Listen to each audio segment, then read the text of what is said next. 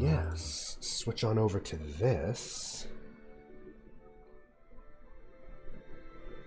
I may occasionally have to mute to just die coughing, because that seems to be the only lingering effect from my fucking illness. Goddamn flu or whatever. It's still, my voice is still a bit rough, I think. I don't know if it actually is. I don't know if y'all can hear it. I think it is. I'm also very rambly. It's a weird day, weird mood. But yes, we, if it wasn't obvious, are doing Pillars of Eternity. However, we are not in the Sanctum. During the time that I didn't stream, attempted to kind of, I don't know, perfect a strategy against the whale, the final boss of the DLC. Tried a bunch of different things, different items, different strategies. Nothing worked. It is basically impossible for our party. And it's either I don't know, pull in a different party or make a party of level 20s and try again and again. Or we can say, sorry y'all, bigger problems. Deal with it yourselves. And leave. And go deal with the actual big threat, which is Athos. Also, I just really want to finish the game. We've been fucking around for so long. I want to finish the game, please. So, apologies if y'all wanted to see the end of that DLC. That's more incentive for you to get the game yourself and finish it for yourself. But I am not going to throw myself against that, brick wall. I'm not that persistent. I know when to call it quits. So instead, we're sailing north to what is apparently a blockade by the Principe. And we're going to go into the storm and fight. Well, we're going to fight our way to Athos and begin the end. More or less. I don't actually know how long the game has left. But we're going to see. Well, first we have to go by whatever the fuck this is. It does not look good. There's plenty of ocean to sail and many lands to explore, but what lies ahead of you dwarfs them all. Should you choose to sail on, you suspect there'll be no return. Not to the Deadfire you have come to know. I'm going to give a quick save. Final leg. Everything after this is going to be its own save of the end. On we go. Continue forward. You set a course through the channel and into uncharted, turbulent seas. Andra's mortar rages on the horizon, a vast wall of roiling clouds and rain, punctuated by the silver flicker of lightning. The wind pushes against you, as if to ward whatever lies beyond from the Defiant's approach. Our defiant approach, you could say. That was bad. Why did I say that? The Defiant leads the fleet crashing through the turbulent waters like an axe through armor. God's alive, Nia mutters, staring up the storm. Little Luca blinks at the blackening sky. Knew an old salt once who claimed the mortar were the edge of the world, called him a fool. Now, though? Navigator's head shakes sadly. Now I ain't so certain. Head bowed slightly, Grim Cauldron smiles. Today is as good a day as any to learn what the gods have in store for us. Shit, Captain, one of the hands cries. Hostile vessels inbound to Ford Port. The shake of the head, Nia emits a grim chuckle. Suppose it'd be too much to ask to be let alone out here. The inverted crown flies atop the masts of the motley Principe fleet, along with a dozen other pennants and colors, representing a dozen different pirate lords and ladies. Their shanties are audible even against the storm. I bet they're pissed we didn't help them. They're approaching fleet numbers at least as many ships as your own. We have one. And maybe more. We have one. Nia frowns against the wind. The fleet's turning, Captain. Setting their gun ports against the enemy. Waving her hat overhead, Hermione whoops eagerly. Finally, some goddamn excitement. The hands look to you from their stations. Nia's eyes hold yours. The crew stands ready. What are the captain's orders? The enemy? Who's the enemy? Inspect the fleet. Oh, right. The Juana. Prince Rui's personal ship leads the vanguard of the Juana fleet, flanked by a dozen voyagers and backed by another half-dozen ships of varied make. Tribal banners dance above the vessels. Each pontoon bears the painted designs unique to its crew. Archers and sharpshooters stand at the rails, and robed water shapers crown each ship's bow, their ritualized movements smoothing the sea before the fleet. The persistent heartbeat of drums rise from the voyagers. 100 voices chant our name. Ooh. Study the enemy. The patchwork pirate fleet charges aggressively towards you. Its ships a ragtag menagerie of flashy galleons and sleek dhows, stolen junks, and mercenary sloops. You count 30 vessels, give or take. We're not one to back down from a fight, especially not if we're going to help our Juana friends. All hands to battle stations. We're joining in. The deck vibrates as cannon fire erupts from enemy and ally alike, filling the air with hot, hissing metal and banks of thick gray smoke. Nia grasps your arm and thrusts a finger out towards the sea. They're coming at us full sail with the wind at their back. A lumbering dhow decked with a medley of colorful flags and bristling with cannons bears down on you at high speed. The battle-scarred Principe crew shout across the gap, waving cutlasses and spitting ale over the railing. At the helm, the distant wink of a gold tooth reflects either the captain's triumphant smile or a savage grimace. You can't tell which is worse. Bring us about. All hands prepare. Is it going to be ship combat, or... It's going to be ship combat, isn't it? The Reckless Prophet. Okay. Let's remember... You know what? Fuck it, no. We're boarding. Charge.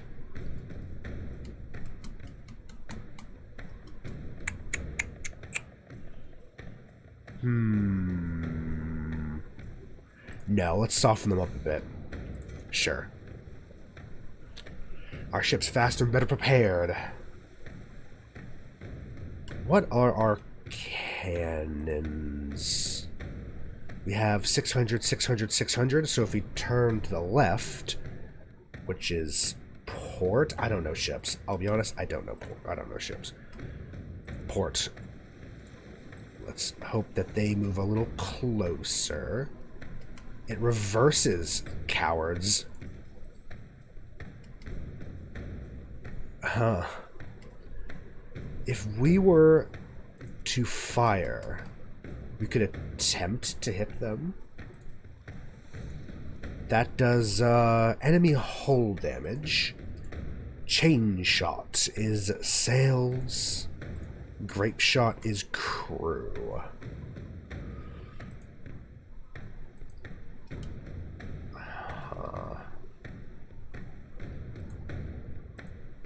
Fuck it, crew. Weaken them. Fire. And they all hit. Damage to all the crew. They are running. Really? Are they are they healing? Oh, they're stabilizing. What the fuck? Can I do it again? Oh no, we need to turn. Let's turn back and follow them, I guess? Okay, they're advancing now. Oh no, they're running, aren't they? Oh, they left. Cowards. One volley and they ran.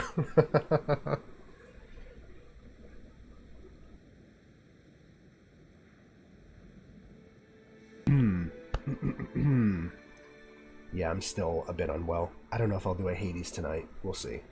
I at least want to get through today's afternoon stream, though. So I started a bit early, too.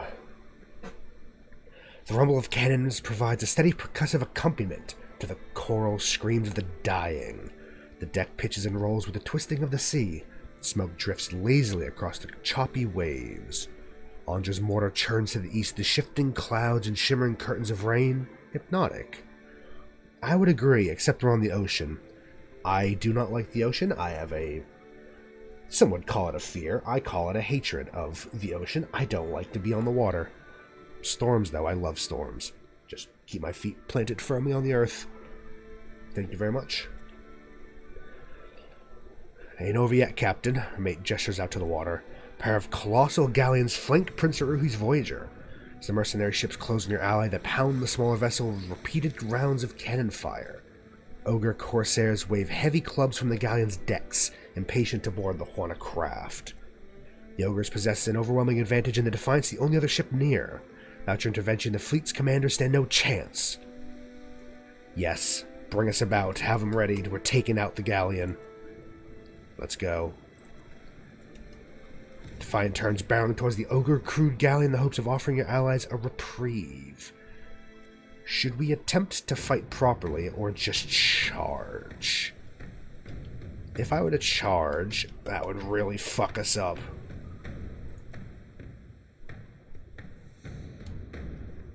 Scourge of Abbott.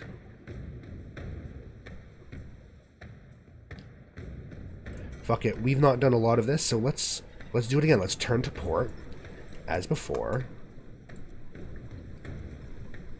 They are turning... I think they're going to run again, but we're going to fire grape shot again. And they all missed. Well, shit. Okay. Turn back to starboard, I suppose. It takes us a little while to move. They fled again, really. The rising winds, we just keep firing in their direction and they run. I mean, technically it's a victory. Fucking cowards. Ah. The rising winds do nothing to clear the obscuring haze of choking smoke. Popping gunfire punctuates the timpani roll of cannons. The shouts of desperate sailors vie with the screams of the dying. Enemy and ally alike disappear into the morass, which glows from within, illuminated by burning wrecks. A ship looms out of the darkness to port, and its crew calls warning in their desperate attempts to avoid a collision. They fail, and the Defiant heaves as an enemy vessel slides along its broadside. Another craft appears directly ahead with no room to maneuver. Defiant glides up against it, sandwiched between two enemy ships. You're trapped. We're being boarded. Oh, bring it on. Pouring out of the haze, pirates swing from the rigging, leap onto the deck, screaming their loathing for you. Fucking let's go. You fools. You idiots.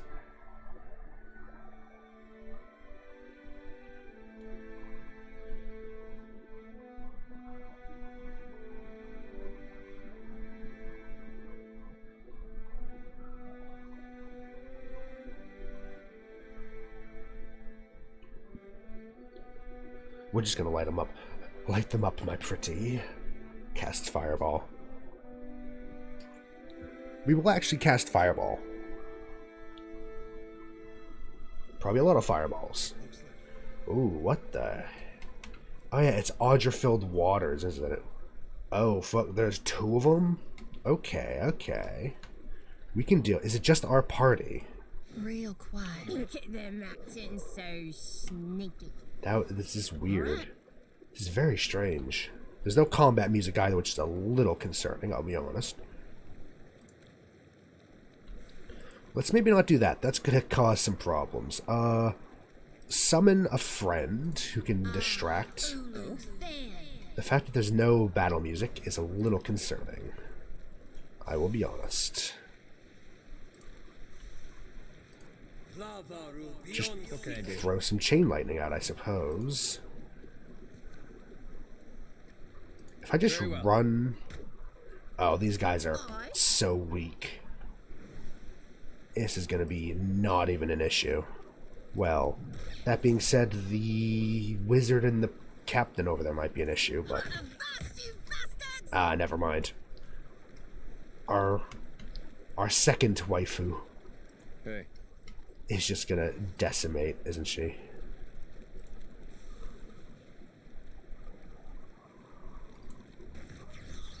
I'm actually gonna get a dare. Just spend a bunch of his points. Get over to the captain and just beat the shit out of her. Take that. Chain lightning. Oh, that did pretty well. Now it's their turn. What kind of damage can they do? They're attacking civilians. Of course they are. Well, I mean, I guess not technically civilians. It's sailor on sailor, right? It's technically not. Yeah. Ha. One dead. It's really weird and kind of creepy without the music, though. That's another one dead. Easy. Easy peasy. Yeah.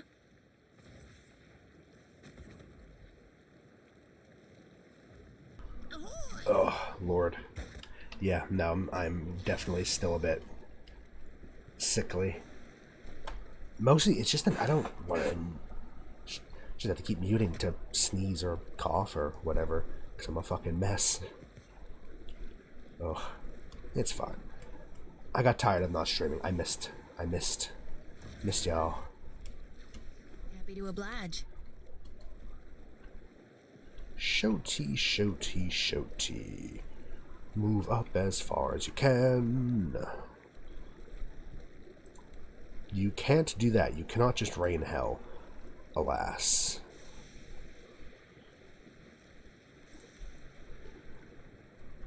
You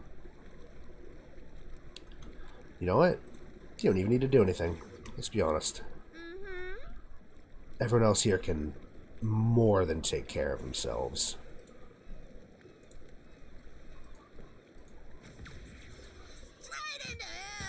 Pistolier. Wow. Missed. I mean, to be fair, it was a point blank with a rifle. Not exactly ideal situation for it, is it? Yeah, it's really weird with, really weird with no music. I don't like it. The game knows this isn't even a proper fight. It's a slaughter. One-sided, isn't it? Yes?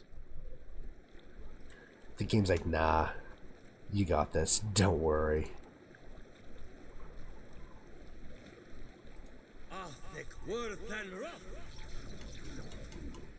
Oh, actually, that one's actually going to be doing something. Wall of fire.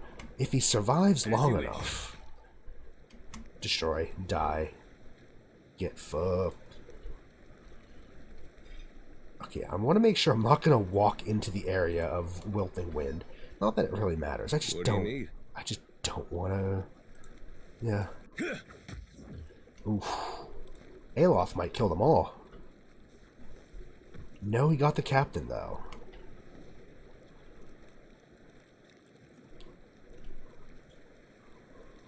Got the captain Happy though. to oblige.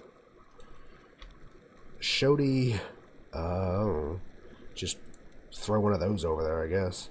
Can you even reach? Kind of, not really. No. No, you can't. Just rain hell. Oops, or not. Ah, well. Please hit somebody. Miss. Great. You're just making this take much longer than it has to. It's not even a hard fight. Come on. Come on, guys. You can do better than this. He's immune. Oh, he's immune to... Why is he immune to fire? Is it because it's raining? Or does he have something special? Did I forget? What do we have? I completely forget what we've even put on our people at this point. The Juana. The sailors. They're not doing a whole hell of a lot, but...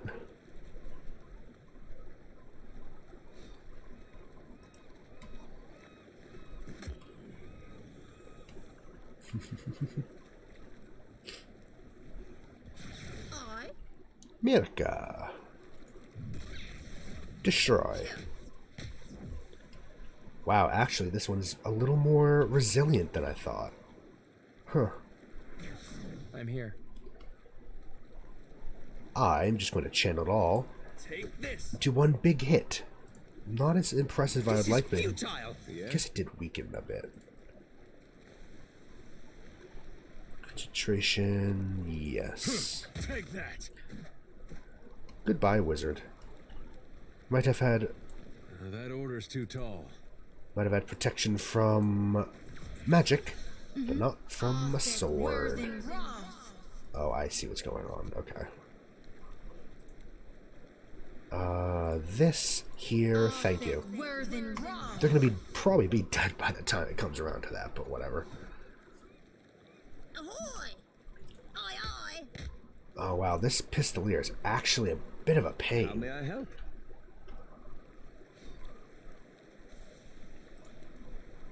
Here, help out a bit. Killing bolt. How's it holding up? We've had a couple frame drops, but other than that, not awful.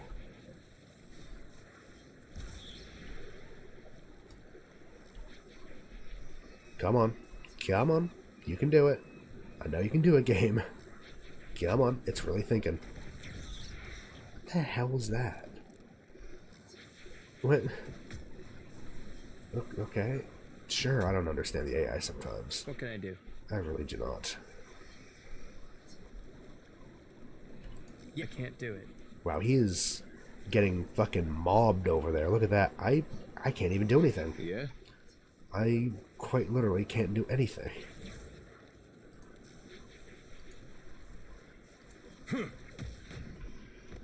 Goodbye. Wait, does he not have the proper stance? Hold on. I don't think he does. Probably when he got mind controlled at some point. We're gonna have to fix that. As you wish. Bonk. Goodbye. He's now a specter. A cursed thing indeed. Can you... Oh, sad. Okay, no, you just got them take the long way around. Damn. Tell me. This guy is getting mobbed. They're only doing 6. They're not very strong, are they? It's hard to compete with us. We are awesome, after all. 105, no big deal.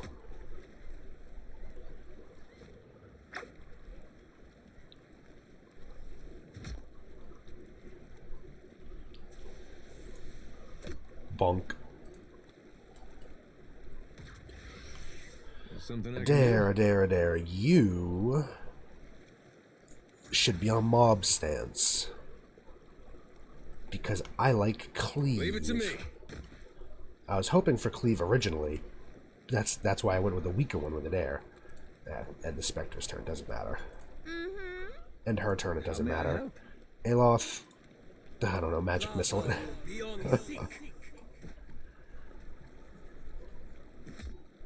It's gonna die on either its turn or Shodi's turn, because we can just do another Blessed Harvest, or Gon's Harvest, or whatever it's called. Can we? We can't actually get over there. Okay. Let's let him die on his turn. Not quite. Oh, he killed a man. Oh well.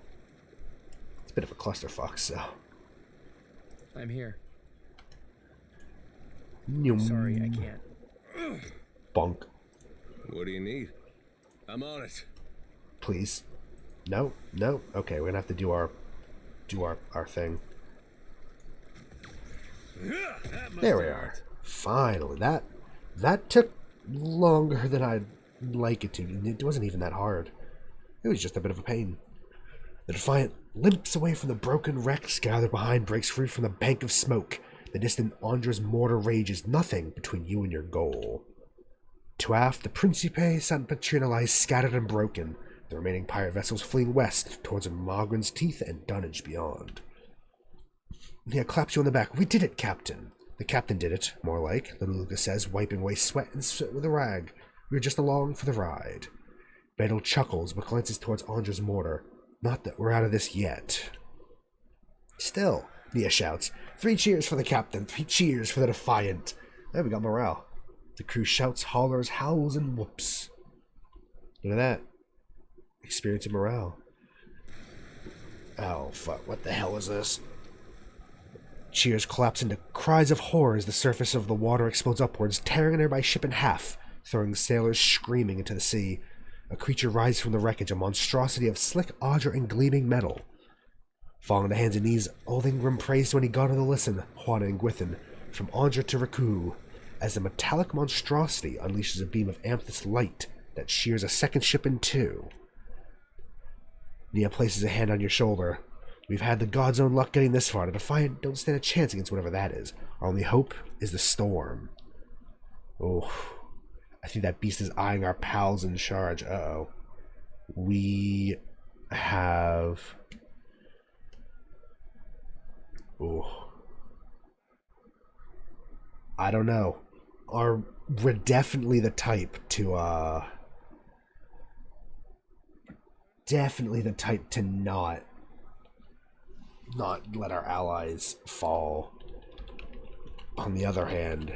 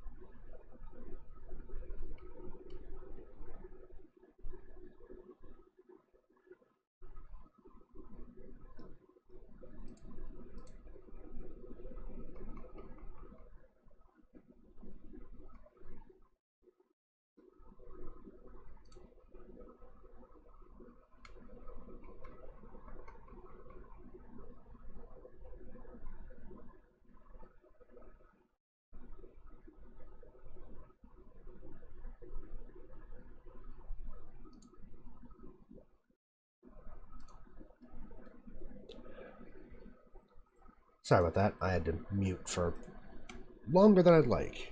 Because, yeah, I'm still very unwell. Sorry about that. Yeah, as I was saying, it might kill us. We gotta try to help. We have to try to help.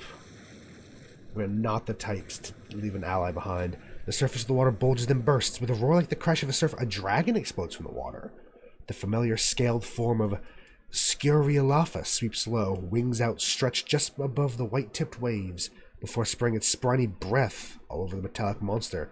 Oh yeah, this is the aqua dragon we saved, right? The monstrosity turns on the sea dragon. Holy shit. They slam into one another, tearing at each other with tooth and fang. Essence pours off the pair as they pound one another with their abilities at point blank. That's like something out of Atlantis. Look at that. Little Luca gapes. Sweet, merciful Andra, I was not expecting that. Mess that bastard up good, shouts Hermione. The hands turn back pointed. Did you see that? We've got a goddamn dragon. More morale? We don't need it, but good. Go. Now I'll hold the attention of these beings.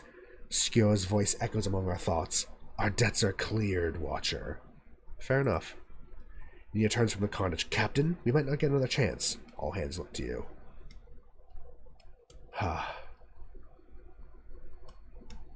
Yep. Anthus threatens everything and everyone you know. Whatever you love, whatever you hold sacred, we're here to save it. Let's go. Musty, though? Might someone else not be up for it? No, unfortunately. Nia nods, striding forward. Not a one of us took this commission thinking we'd be heroes, but here we are. Let's show this oversized squall our true mettle. More morale? We don't need it, but good. Max morale. We're gonna need it for the coming storm, I bet. Andra's mortar looms before and above you, dominating the whole of the world. Rain begins to fall.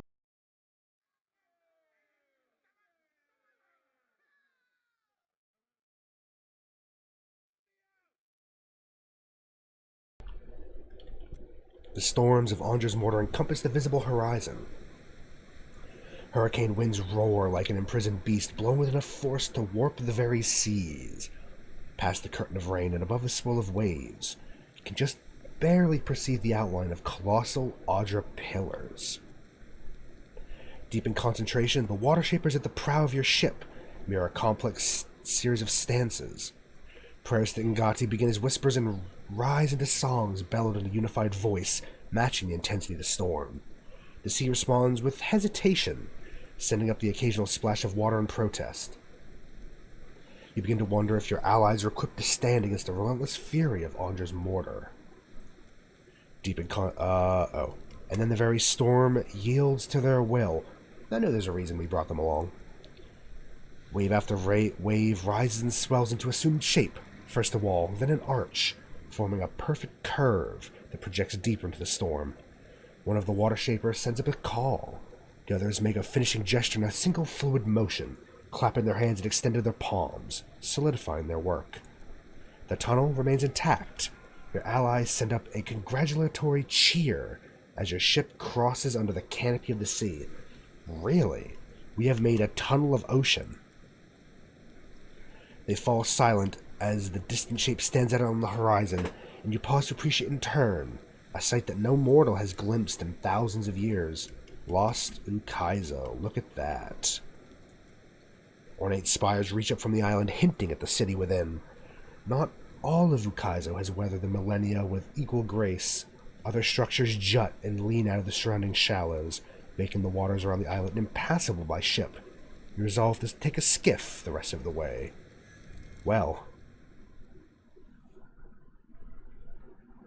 this is gonna take a while, I bet. We're gonna have to explore the entire city.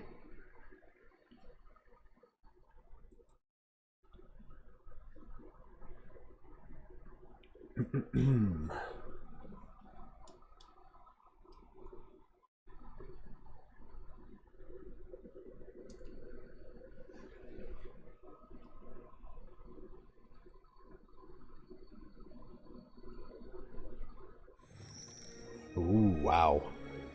The fuck are these things? Ukaizo. I had a very strong Atlantis Lost Empire vibe from this entire place. That the movie was called? You know the one, the Disney one. Uh-oh. Ingwithan Sentinels, uh-oh. Well, I'm gonna have a quick save here of Ukaizo.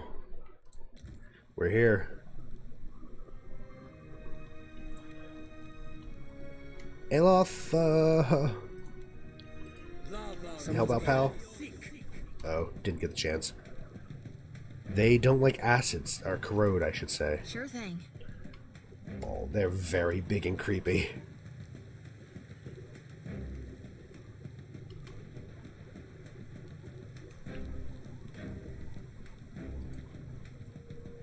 I don't know what we're gonna have to deal with here.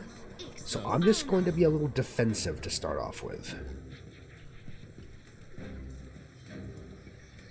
Yeah.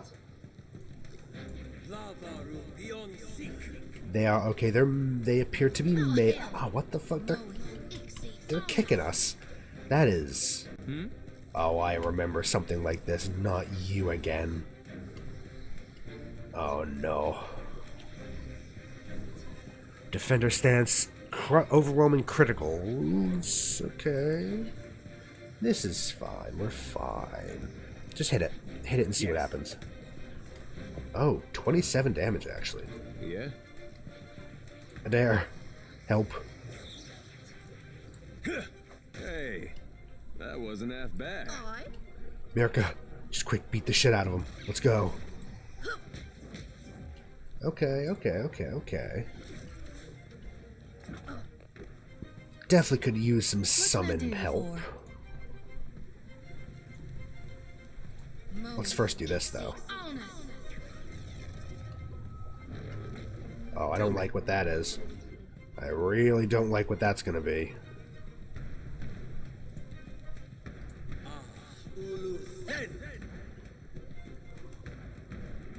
Mirka, back at it again. Can you even stun these things? No, they're immune to a lot of stuff, actually.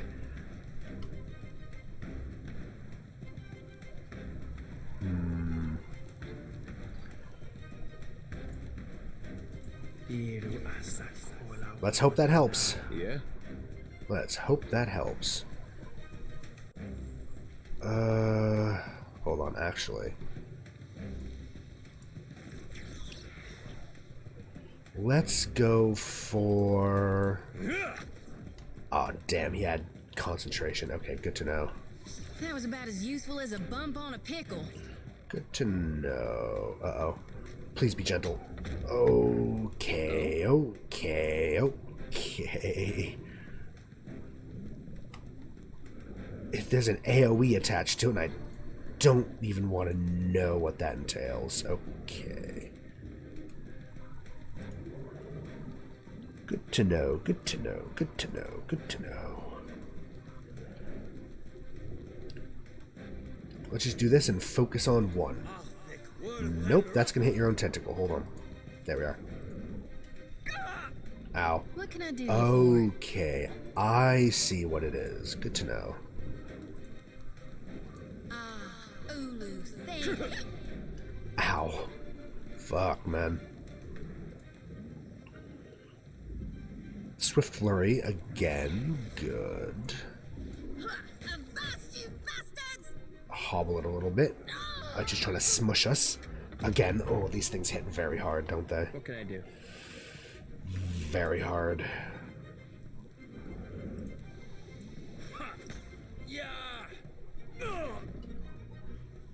Missiles. Please do well. Okay. Okay, that did decent. Oh my god, they are fucking us up. Something I can do? They are very...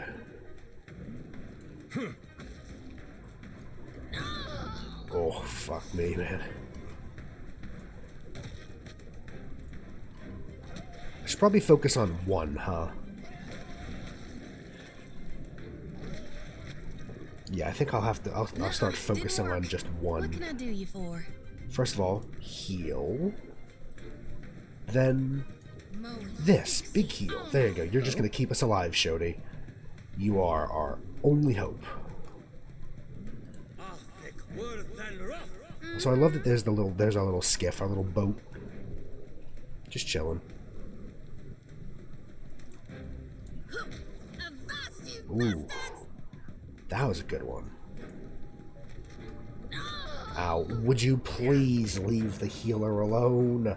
I know it's tactical, but also it's very rude. Very rude, sir. Very well. Hey.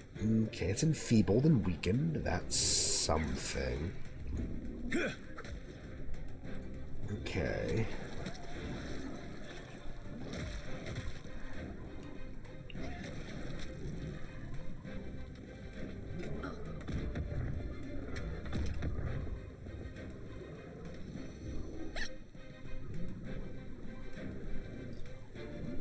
Someone is cooking something downstairs, and it is very nice.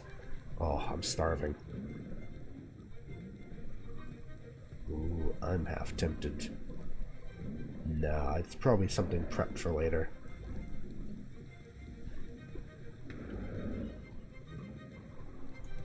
It smells really fucking good, though. Tell me. Aloth. What do we think missiles will do against it? Actually, a decent chunk. Nuh-uh, didn't work. Shodi, give us another heal. Please. Let the vine finish it off. Hell yeah. Oh, that's a cool death animation. Leeching grip. Yeah, I don't like that. Oh, we can interrupt What it. do you need? Yes, we can interrupt it now. It ran out of concentration. Get fucked.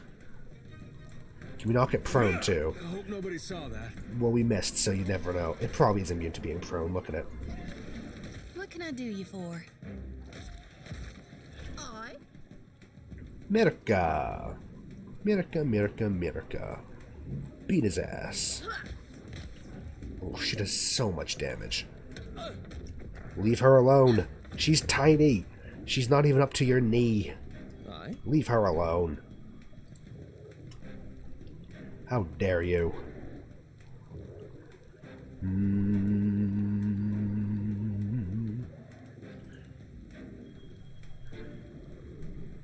No, that's creatures. This, though, is raw damage and only to What can I do you enemies. for?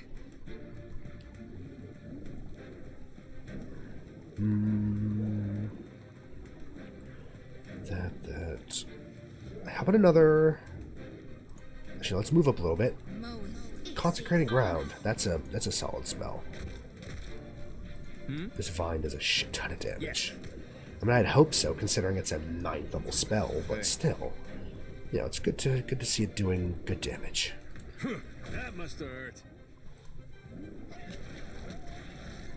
Honestly, the tentacles do solid damage too. It doesn't have a lot of defense, does it? No. Plus against bludgeoning. She can hold out. She's fine. Oh my god, that was so much damage. How much damage did you just do? Hold on. 110, 150, 186 damage in one turn. God damn, Mirka. Little beast. Think you got the decency to what can I do you for? Heal. Keep us alive, please. One round left on our vine. Okay. Yeah?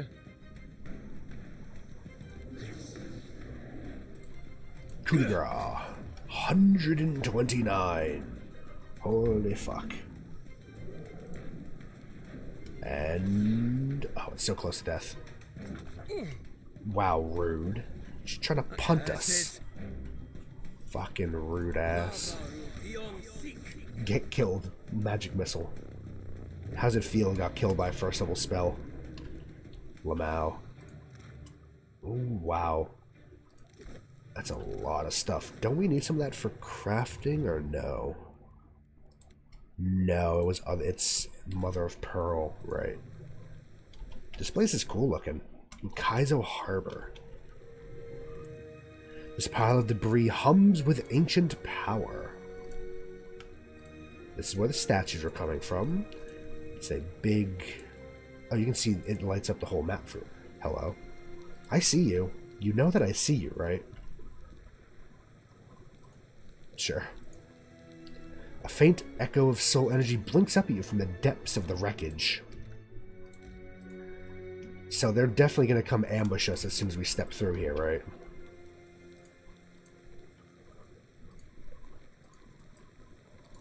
Wow, really? That is a surprise. Up we go, I guess. Oh, wow. Kaizo Harbor. We want to go to the Grand Promenade, I suppose. Then there's Moagueth and Andra's Spire. Yeah, we want to go to the Grand Promenade. I think that's how you say that word, right? I've heard it said promenade before.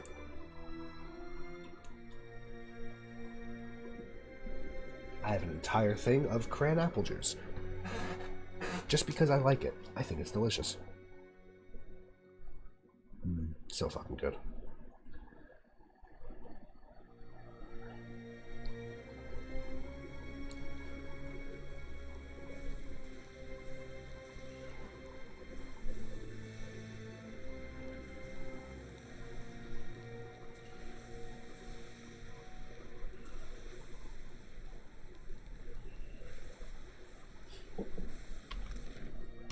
Oh, this is smaller than I thought. So that goes to Gwyneth. Scarier than in my dreams. Disable the storm. Erosion has softened the bronze features, giving the proud statue a brooding air. If I remember correctly, yeah, we can't go deeper to Gwen yet, can we? Descending to the city would be suicide with the storm rages on. Yes, because the tower, when the Ingwithans activated the tower, it caused the storms, correct? A furious storm obscures the sprawling city below, but you can make out the shapes of distant spires reaching up from the flooded ruins. Oh, it is properly flooded, too. Spirit Wings tugs on your soul with insistence, like a stern hand trying to pull a cloak from your back. You recall the last time you encountered a Beerwick. It feels a lifetime ago. Turn to our companions. So, here we are. Look to those who have accompanied this far, who risked everything to face the confrontation ahead. I have a single message. Hold on.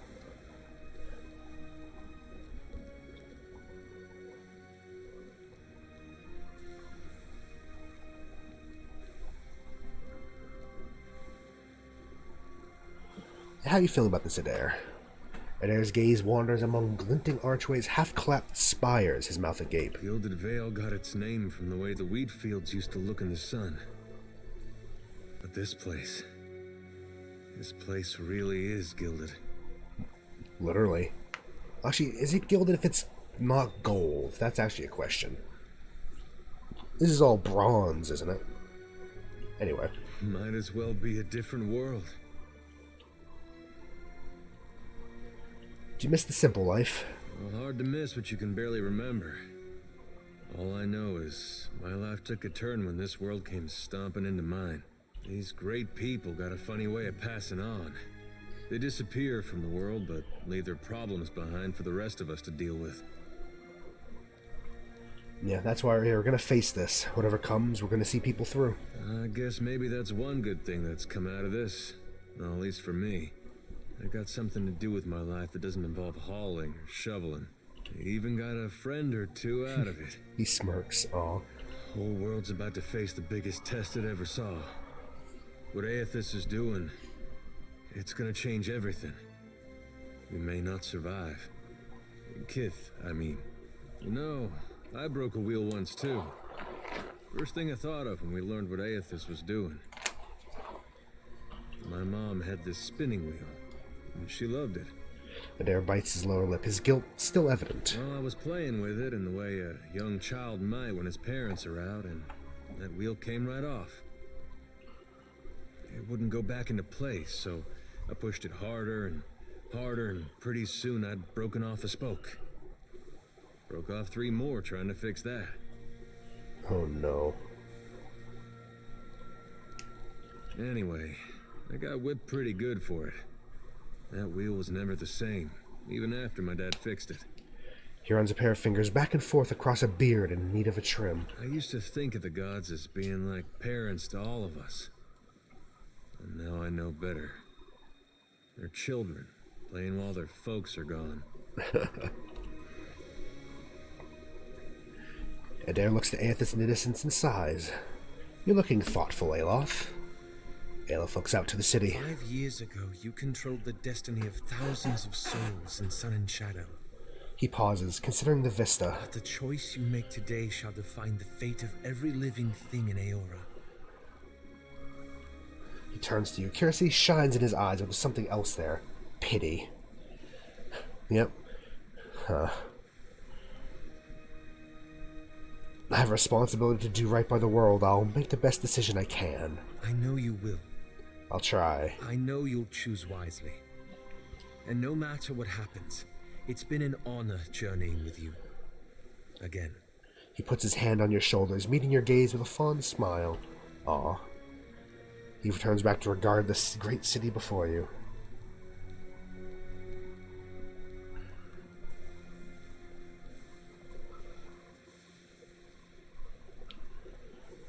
Something on your mind, Shodi? We gonna do this or what? She licks her chapped lips, dark gaze narrowing as she takes in the sight of an ancient city's ruins. Raised high, her lantern casts hard shadows over the plains of her face. We've made it this far, yet we're still alive. Might as well square off with my god before our luck runs dry. No matter what happens with Aethys, you got my back, right? She didn't answer for so long you think she's not going to. Then she taps her bloodstained sickle against her thigh. Sure do. If Gon wants you dead, I figure he can do it himself. Besides, the part of him that's been stomping through the Deadfire didn't much help me at Malgren's teeth. She ruffles a shaky hand through her hair. Tell me, Watcher, can there be a god of light and birth if souls themselves can no longer be reborn? Not really. That's kind of redundant.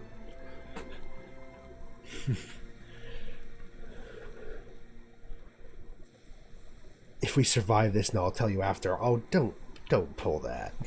Was it worth it all to chase down your god? Reckon it was. Sure, I did some things I now regret. God knows I got plenty of blood on my hands.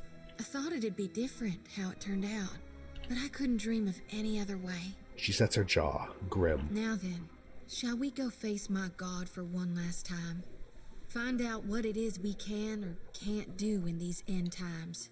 Whether we're meant to wither or thrive. Let's go. Consider me your second shadow. Hey. She thumbs the copper cage of her lantern, a subconscious attempt to reassure herself. And finally, America, who probably won't have much to say, but we've come a long way since Fort Deadlight, America. She just lets out a belch, It ain't okay. no skin off my nose if you want to die. Bleed my guts if it wasn't worth it, though. Okay. I think we're as ready as we can be. Let's go. Yep, there wasn't a lot she would say because she's not a real companion, not like a storied companion. She's a sidekick, but...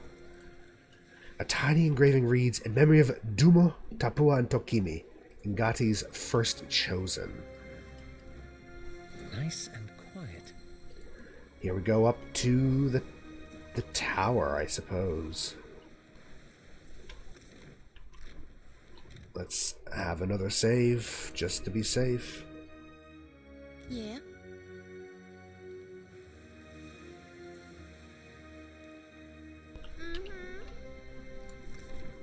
To Andra's Spire. I wonder if we'll finish the game today, or if we're gonna have to do a whole bunch more. Will we have to fight actual Aethys, or like the embodiment of him? Or are we just gonna just get crushed by a fucking, colossal titan? Just punts us right through the wall. Oh. There's not nearly as much exploration as I thought there would be. What the hell is all this? This is quite the device. Though the device atop the tower spins in wild, blurring revolutions, the air around it is still and calm. You stand in the eye of the storm, which has cordoned off Audra's mortar from the rest of Aora for thousands of years. You see an antiquated control panel, its levers engaged in positions of activation. A deep percussion shakes the tower by its roots. Somewhere in the obscurity of the storm, Aethys rears back his fist to deliver a mighty blow. Is he trying to punch the tower under us? Oh lord. The control panel, or is he trying to destroy the actual wheel? I don't know what he's doing. The control panel has weathered the millennia better than the rest of the city. A layer of dust covers its elegant glass tubes and engraved copper levers, which appear both intact and fully functional. We're gonna try to deactivate it. I don't know how we... Do we just pull... Is it really just as simple as pulling a lever? You grip the largest of the levers, bring it to its starting position. Vibration of machinery gradually slows. Turbulent winds grow calm. Is it really that simple? Huh. That's almost anticlimactic. But good for us, I suppose. The machine controlling the storm winds down. The clattering of its machinery settles into a low whir and then, at last, hiccups to a halt. Beyond the tower, the black, roiling clouds of Andra's mortar roll away from the ancient city of Ukaizo, with only a tired sigh of wind to see them off. And on that last breath of wind comes to you a familiar sound. The ring of a bell. Great, is she coming calling again? The bell's ringing is soft, not the clangor and torrent you've grown used to. It calls to your soul, and your soul yearns to follow it. Your soul flees from your body and into the beyond, chasing that sound. It leads you at last to Bareth's realm, to that cold platform and room of endless doors. Back to the very beginning. Watcher, your journey nears its conclusion. The pallid night stands before you, her gaunt face impassive. I like the smartass comment. Let's make this quick. Got an engagement with a living statue. Don't want to be late. If we're being honest, we would be frightened, but... What will come after this? That will depend on the will of Kith, whose desires are ever in flux. Soon you will confront Aethys for what will likely be the final time, and you will do so as the Herald of Bareth, the only creature on the face of Aora to whom he will listen. Remember that. The pallid knight inclines her head to you, black hair hanging lank in her face. She steps back and cedes the floor to Helia with a small, resigned sigh. If Aethys truly intends to go through with his mad plan to destroy the wheel, a generation's worth of souls will be trapped in the in-between. So many would suffer. How can Aethys be so cruel? He cannot just abandon them. Aethys must help the Kith find a quick solution. Abaddon strides forward. Aethys thrust this crisis on the Kith. They did not bring it upon themselves. Their only mistake was in trusting us to watch over them. Who will help them rebuild their world now? Does Abaddon like us because of we helped them out in the beginning? Or did we help them or did we go against them? I don't remember. Aethys will reveal Lord. every secret of the gods.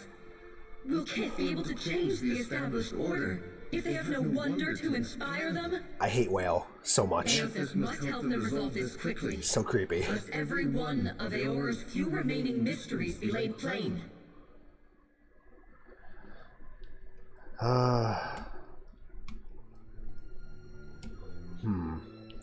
It's his obligation to help us fix what he's about to break.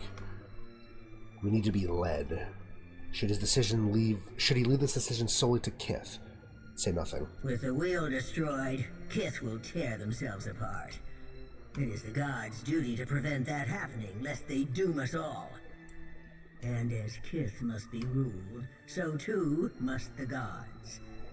I say that if Aethys is so eager to throw down the mantle of power and step aside, I shall take my rightful place as Queen of the Gods again. No. Stop that. Kith are strongest when they follow our lead. And we are strongest when we lead in turn. United in purpose with the gods, Kith can accomplish things that without us, they could never have even begun. They must be shown their boundaries to surpass them. Kith will not solve Aethys' puzzle on their own. And without an established order to fight against, the bonds that bind them dissolve, and they fight amongst themselves. I really don't know.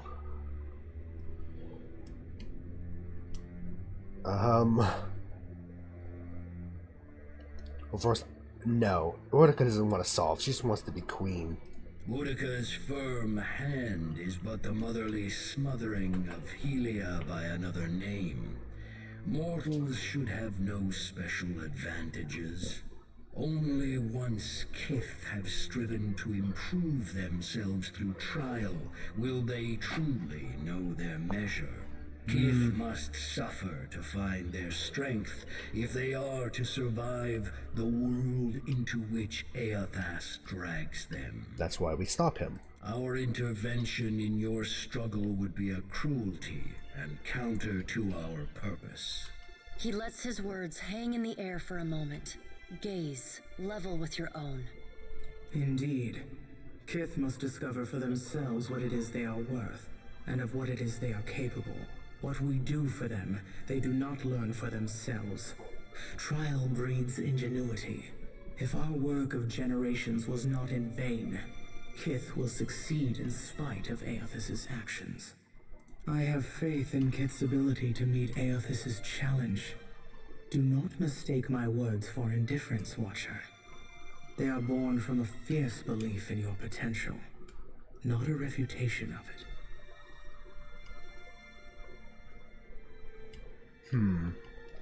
Aethys would do this if he didn't agree with you. Maybe not doomed after all. Thanks for that. Boudica's been dripping pessimism in my ear like poison. This is very true. One of you tried to convince me that mortals are destined to fail, but I don't believe it. You would abandon us, just like that when we need you most. Spare me, our leaders couldn't even work together under the threat of Aethys destroying the wheel. Yeah, thanks. Fuck Boudica. Margaret is blinded by her affection Where for were the mortals? She does not see that entropy is the destiny of all things. Alright, man, we've already kicked their ass once. If Aethys were wise, kind of. He would destroy everything. End life. End reincarnation. End death. Alright, we're ignoring you. Kith have had their chance. It is time to let silence reign. As Rimmergon's words fade, the Pallid Knight returns. She no longer towers over you, a giant even among the gods, but meets you at your height. She lets the arms crossed over her chest fall to her sides. She speaks to you openly, plainly, an expression almost like tenderness, turning up the corners of her lips. Well, Watcher, you know where we stand. What do you believe? The wheel's your creation. You owe us hoping to fix it. Everything that's happened, everything that will happen, is the gods' fault. Better off without you.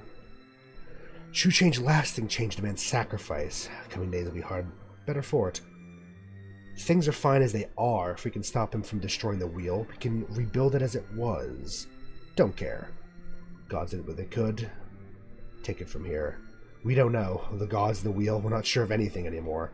Honestly, that's the most true thing there. You have some time to think yet. But not perhaps as much as you would like. I think we're stopping Aethys. Now the time has come for us to part, Watcher. I think we should just kind of let things, like, have gods and people and everything as it is. I laid upon you a difficult duty, and you have discharged it well. I don't know if that's the right option. You'll be free of it in time, but not now. You have work to do yet.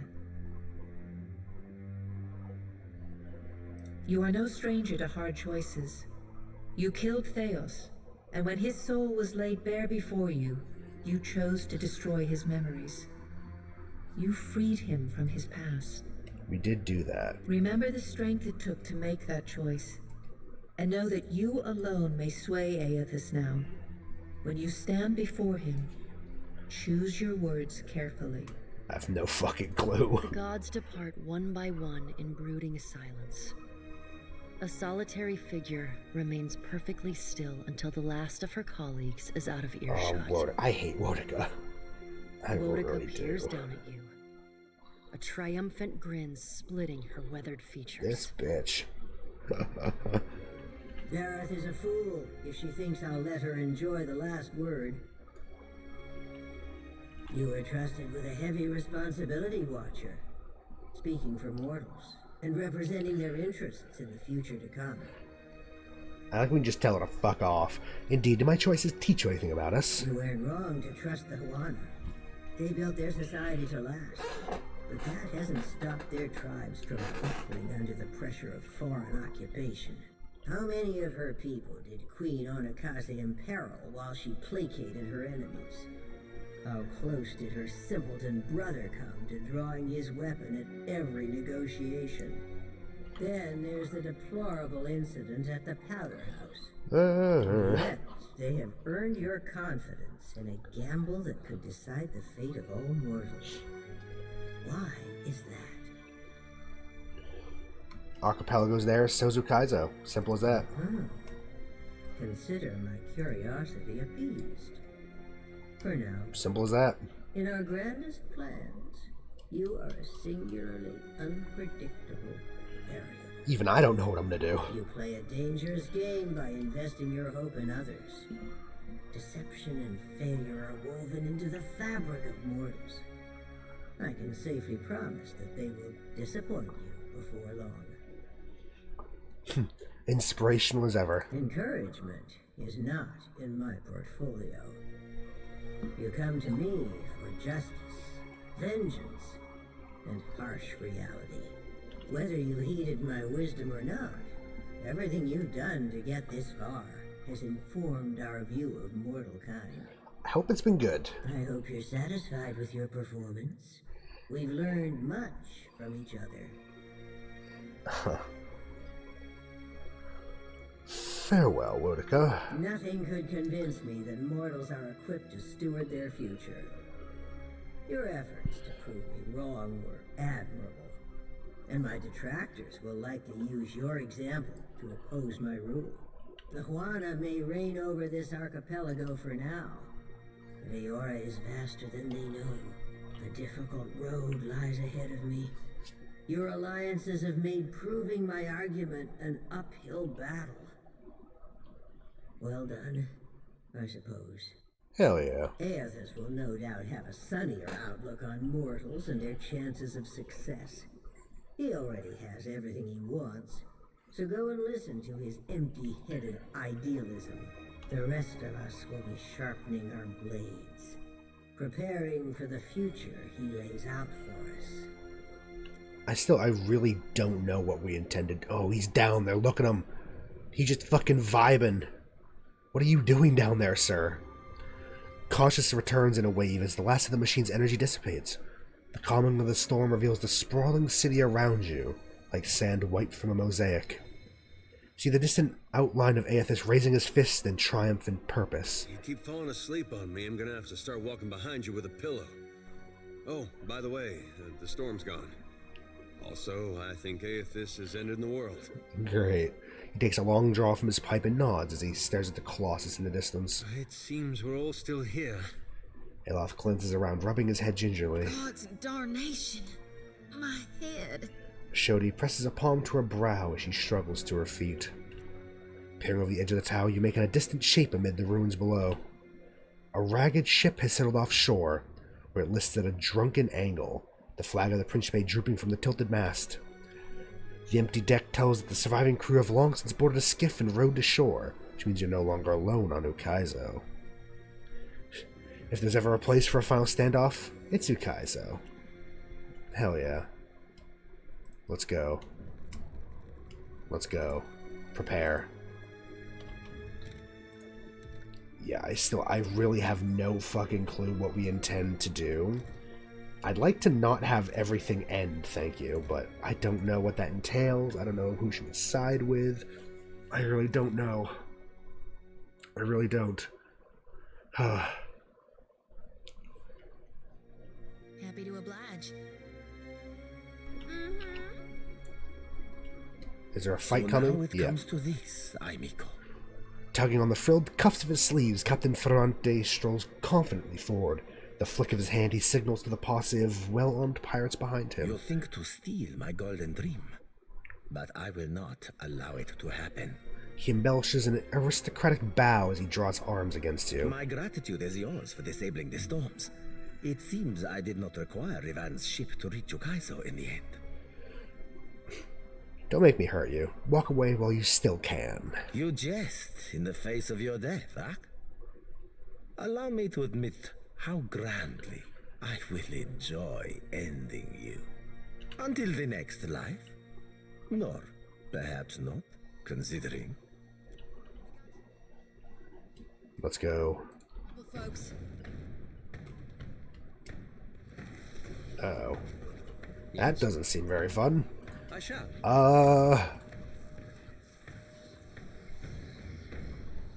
When will this go off? A while from now. Okay, cool.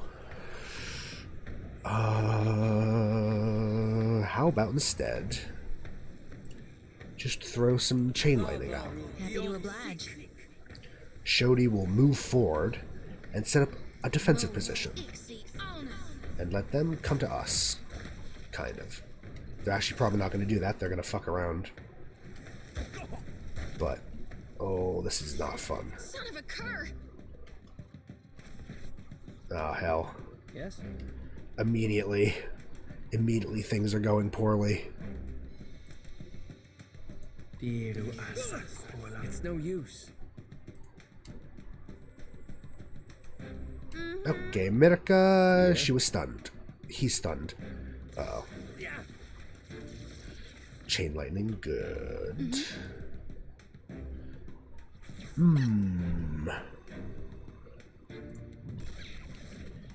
Mirka, there's the captain. Beat the shit out of him. Get fucked.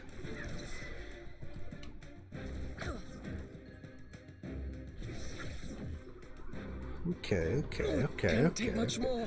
Oh my god. Okay, I'll make it. Oh my god. The fuck is going on here? I suppose it can't be helped. Take this. Yeah.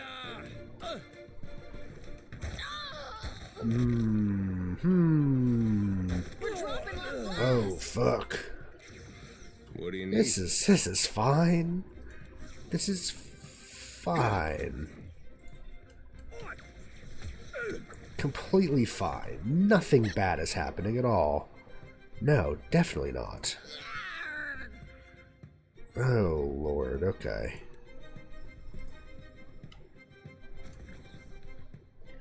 We need to get Aloth back. Why the hell did that hurt? What the why did that hurt her? I don't understand. We might have to... Wow, this... Stay with us. Wow. Wow, okay. That's a redo. That's a wipe. Fuck. They're stronger than I thought. We were a little overconfident, I guess. Fuck. Huh. Well, shit.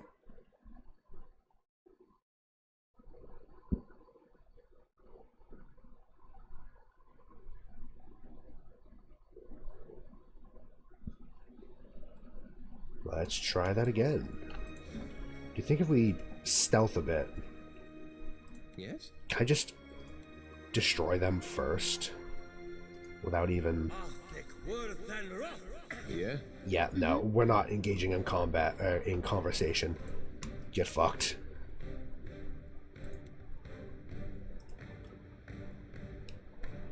Not this time, no thank you.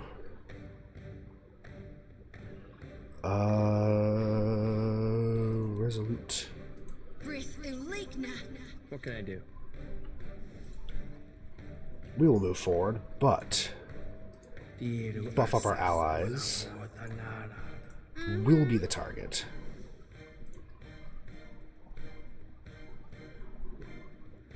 You know what? I'll actually. Here's what I'll do. Get fucked, and then we're gonna move back to make sure we're in range of this spell. Yeah?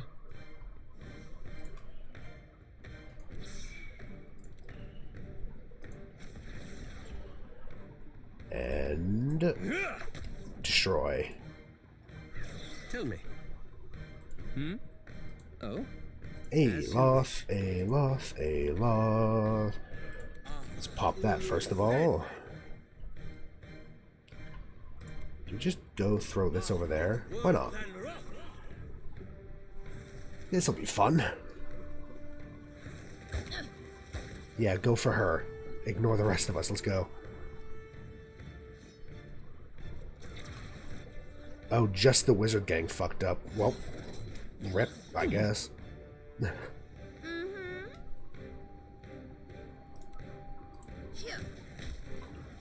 Oof, why do we do so little damage? Is it because we're confused or blinded or something? I don't know.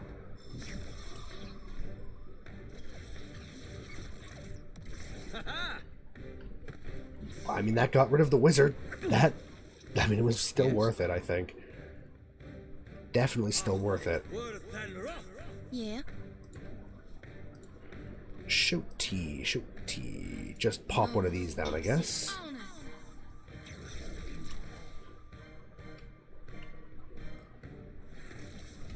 Don't like that. Yes? We could help up front, I suppose. As you wish. Bonk. You cannot stop me. This is futile. Yeah? You cannot stop me. Except maybe you can.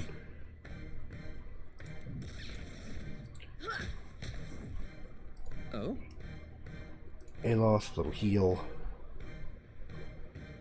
And just another death ring to go. Actually, oh, can we move a little closer out to get? Yes, we can. Happy to oblige. I want to keep our people tip top.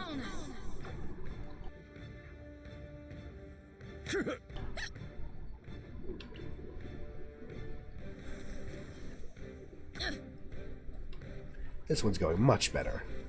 Fingers crossed, knock on wood, etc., etc., etc. Death ring.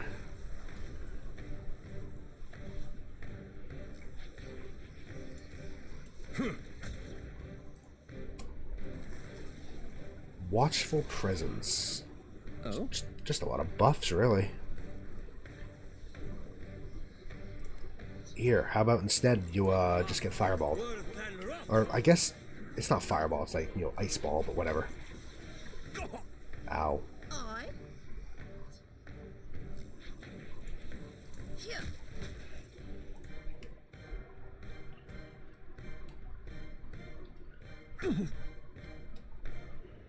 Dum, dum, Happy to dum, oblige. dum. How about burn? All thick, worthen raw. Yes? Yeah! Stand together! Dare. Get this back, and we will just fucking go for it. Destroy. No one noticed that, Oh. right? You didn't mean it. How Yeah, may we I were help? right. I forgot that we moved right in the way of it. Nah, we're fine. That's fine. Love, this is futile!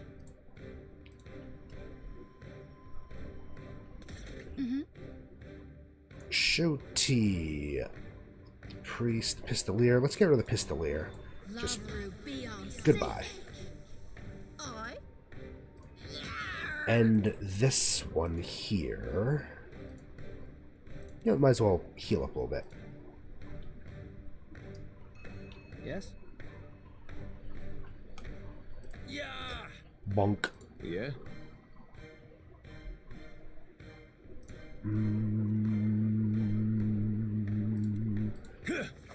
Big hit. 69. Nice damage. Very good.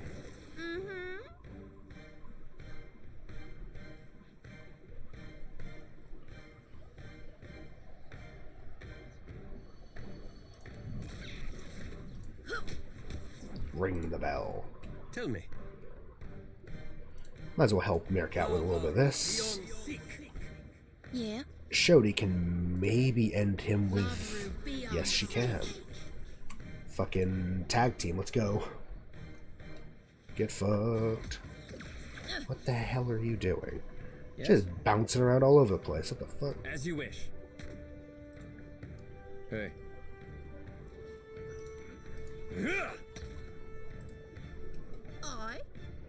Meerkat. Good hit. It got a stun off. It's gonna die from that, die from that. Good, good, good. What can I do you Little for? magic missile. Blessings be upon you. Just start whacking. What can I do? Start a whacking. Stand together! And Adair end it. Very good.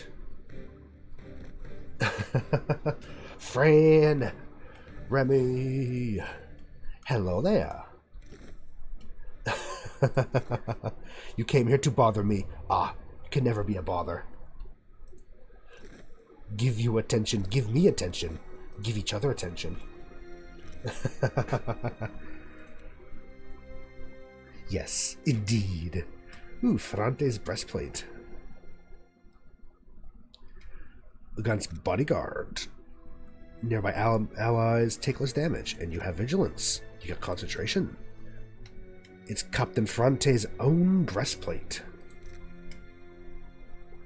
And there's a grimoire that we're not going to use, let's be honest.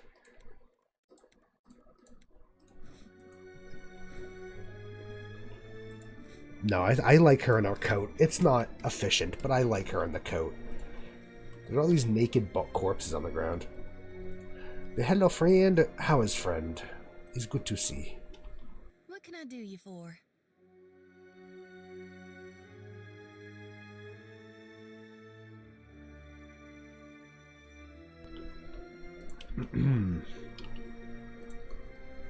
I'm still slightly unwell in that I need to occasionally stop to clear throat or sneeze, but other than that, we're still going. We're still gaming. To Moe Gwyth. This might be the end. I don't know what the end of the game entails, but this might be the end. Into the ancient Ooh. winding streets of Ukaizo. Look at this man. Battered by storms for thousands of years, the ruins bear the marks of their role as the lone witnesses of the god's great secret at the center of the city. The houses and boulevards are pierced by great spears of luminous Audra. There are no ashen bodies, no birds, no sign or sound of any life. But with every step, the rhythmic pounding in the distance draws nearer. Soon, you can feel the vibration traveling up your spine. He's just beating the shit out of this tower. Look at the stance. Look at like the slow motion anime punch. What the fuck? Friends tired but also energetic? Hell yeah. I feel you. I'm the same. I'm oddly full of energy today. But also still scratchy and just recovering from sickliness. I'm excited to be back streaming though. I've missed it so much. I've missed stream. Oh. As you approach the center of the city, the weathered architecture gives way to more luminous Audra, Glad you're doing well, piercing though. the ruins, Hell yeah. eventually overtaking them entirely. Cresting the top of a fallen tower, you finally get a clear view of Aethys.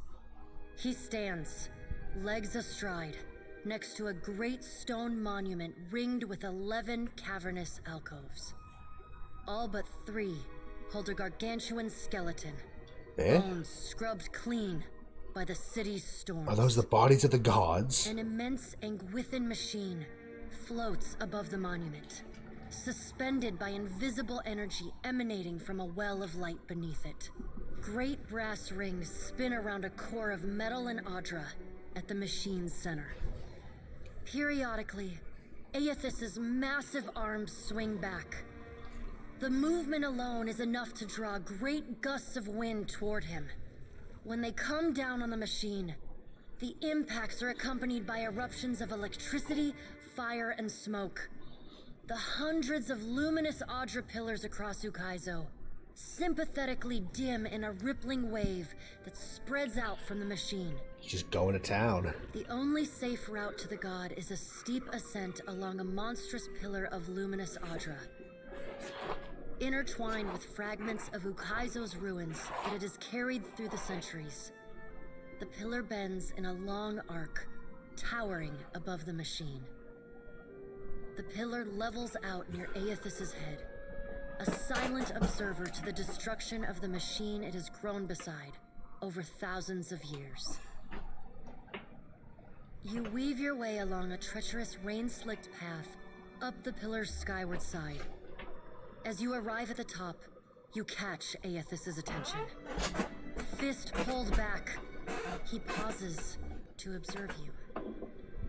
With the same gentleness he showed at Ashen Maw, he lowers his arm and turns toward you. Well, we're gonna have a chat, I suppose. A chat with another god. This is one that can just smush us with no hesitation. Please, Mr. Aotis. To see Ukaizo in this way.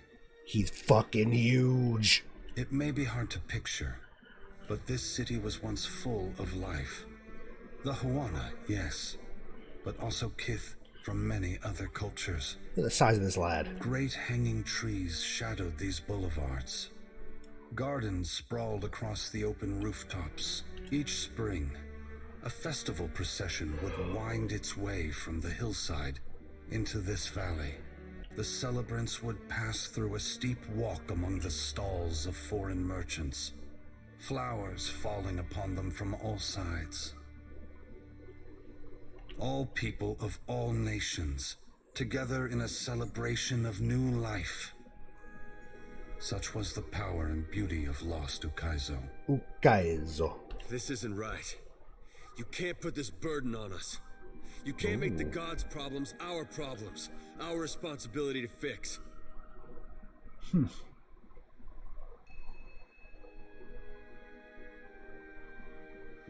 There he's Engi.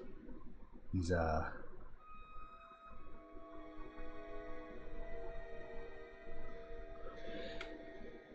he's not exactly happy with Aethys, is he?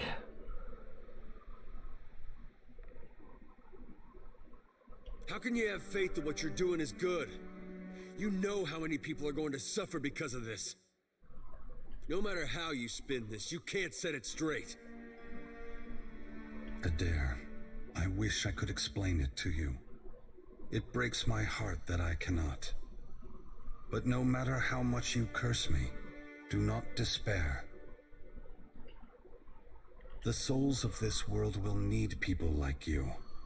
Lights burning brightly in the darkness to come. Gone, please, I'm begging you. What do I do following this? How am I to best serve those still living, to improve our future chances of survival? The Deadfire and the Eastern Reach are full of animancers, women and men with brilliant minds who can solve this great problem. They will also need people with brilliant souls, like you, Shoti. People who can tend to the spiritual needs of the world in a time of fear and desperation. Remember, the flame you bear is not only light, but warmth. Provide comfort to all who need it. Aloth shakes his head, looking up at Aethys. What right do you have to do this? Destroy the wheel and leave us with nothing? Without even knowing what will come next? Aloth, we are all, gods and mortals, responsible for our own actions. But inaction carries its own moral responsibility. It is a burden I have carried for far too long. One must always do as their conscience dictates, even if that means abdicating a position of power. But what of you, Watcher? Why have you followed me? Have you come to bear witness to the breaking of the wheel? Come, that's take pity on the mortals of this world who will suffer. After you've gone, the gods will go to war with each other with mortals, unless they have a strong leader. Mortals are going to need a head start on things to prevent the gods from reestablishing control. You need to inspire them. Why don't you go further than breaking the wheel, want to destroy it all? Only to bear witness, come to fight you. Yeah, as fun as it would be to fight him, I'm pretty sure we would instantly die. Look at the size of this man. He would just, like, squish us like a grape.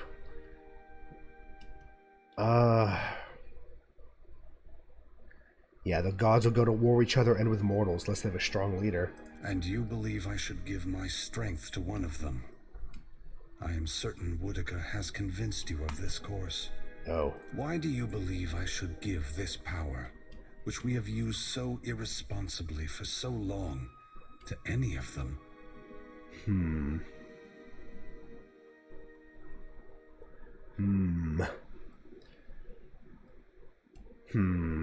I don't know if this is the right one to do. I don't know.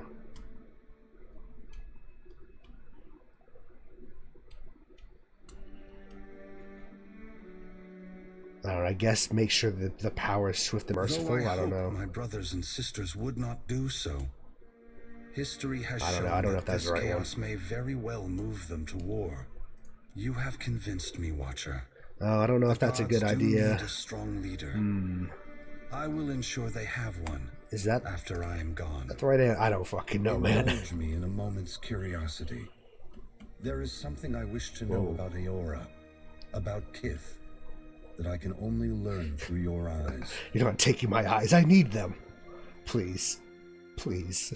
Go on, then. You followed me all this way, dodging an armada, navigating an impenetrable wall of storms, voyaging across uncharted seas, with the machinations of gods echoing in your ears, all the while trusting in the institutions of Kith to get you this far, and earning their trust in turn. Whatever else happens this day, that much is remarkable.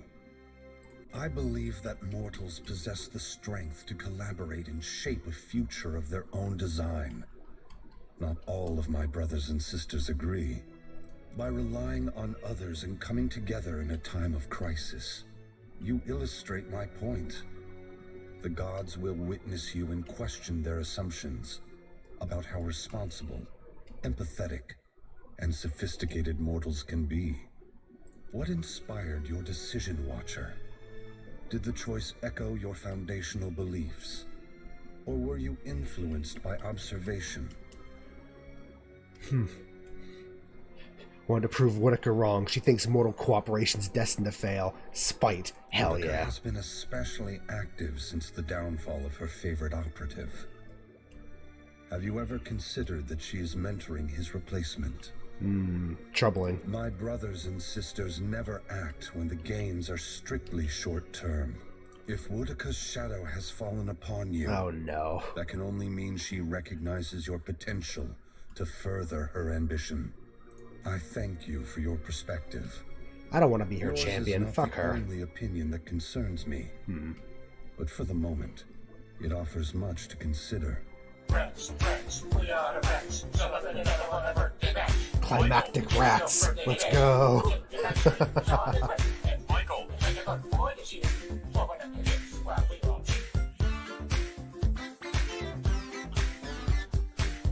End of the game? We need a rats to inspire us. Let's go. All I ever wanted for mortals was growth, transformation. Once, my brothers and sisters shared this goal. Some have forgotten themselves, giving into fatalism or tyranny. Others have succumbed to apathy. It brings me great sorrow that crisis is the only way to set the future in motion. Would that I could pass the responsibility of heralding your darkest hour to another. Never forget that trust and coordination between mortals brought you to this place. Your future is built on a foundation of hope, and you have laid the first stone. What's happening next? I must attend to my final work now. Oh no. I cannot delay any longer. You have carried a heavy burden across the Deadfire, Watcher. Before I go, I would rid you of it. No sooner have Aethys' words entered your mind than you hear one final dissonant ring of the chime within you, then silence. The knot that formed when the Pallid Knight first addressed you in the Beyond is now gone. You are free now. Oh. As free as any of us can be. Thanks, I suppose. Many will come to you for help in the years ahead. Animancers, priests, even the gods themselves.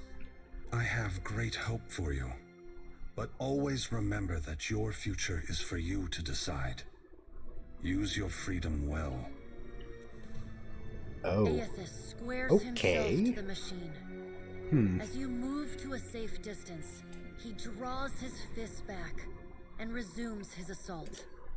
The blows rain down with increased fervor, but the machine perseveres in spite of his efforts. Spreading his arms wide, Aethys draws power from the luminous Audra clustered around the valley. The energy courses through his body, limbs overflowing with intense light and waves of heat. He returns to his task, each strike bringing with it the sound of cracking stone and twisting metal, the flickering of luminous Audra across Ukaizo. As the ancient machine finally begins to succumb to his strength, so too does Aethys' body, built to withstand the passage of thousands of years. The great Audra statue has finally been pushed beyond its limits. Oh. Cracks appear along the hands, then race up the arms. Aethys does not slow his assault, but continues unabated. Its brass rings twisted, the machine spins erratically but withstands the relentless barrage. Aethys stands astride it and pummels the base of the machine. Soul energy begins to flare out from the machine's heart, warping the air with the intense heat. Aethys drives his right fist into the machine's center, the core of metal and Audra. The god lets out a deafening shout, something between a cry of anguish and a roar of exultation. You see Aethys' arm shatter upward from his hand through his elbow. A flash of light and heat bursts from the core, accompanied by a cacophony of destruction. The moment passes. As Aethys' shout echoes throughout the valley, your eyes begin to recover. The god's work is accomplished. The great machine of Ukaizo has been destroyed. The wheel has been unmade. Okay. Is that it? Is there more? As Aethys' Oh, voice fades, it is. the enormity Really? of what you've accomplished sinks in. You have confronted a god. You have rediscovered the ancient city where the wheel was forged, and you have seen the wheel shattered.